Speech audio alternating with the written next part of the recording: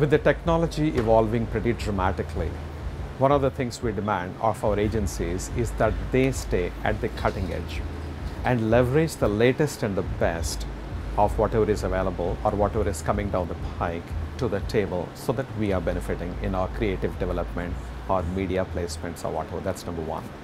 Number two, there has to be complete transparency between the agencies and ourselves. And that's something which we always insist. And that is the foundation for a trust between the agency and the company.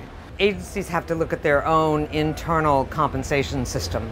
And where there are blocks between people sharing ideas between offices, they really have to rip those down, because that's a problem. That's a real barrier for us. And a lot of it is legacy, but for the agency model to survive, given how difficult it is, for example, even within the holding companies, which really should become the enabling companies, within even just one creative agency or one media agency, our demands are increasingly, we don't care what your internal P&Ls say, give us an answer that works in multiple places.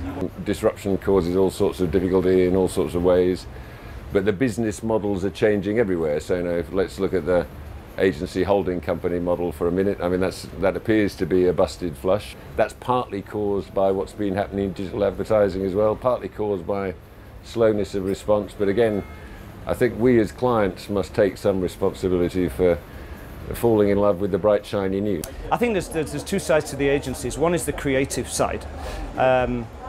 It's no secret that they've struggled massively with the transition from the classic creative narrative of creating the suspense, bringing the brand in at the end and the solution at the end.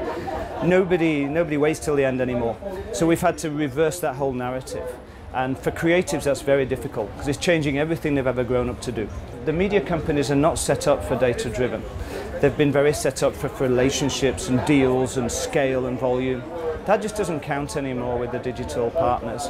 And I certainly find they're struggling. And the more we get into doing this ourselves and understanding exactly what to do, the more we check what they're doing, we really find things out that doesn't make us happy. Why are you doing this? Simple things like getting frequency capping right, getting the CPMs right, viewability. We don't feel they're on top of the game as well as they should be, no.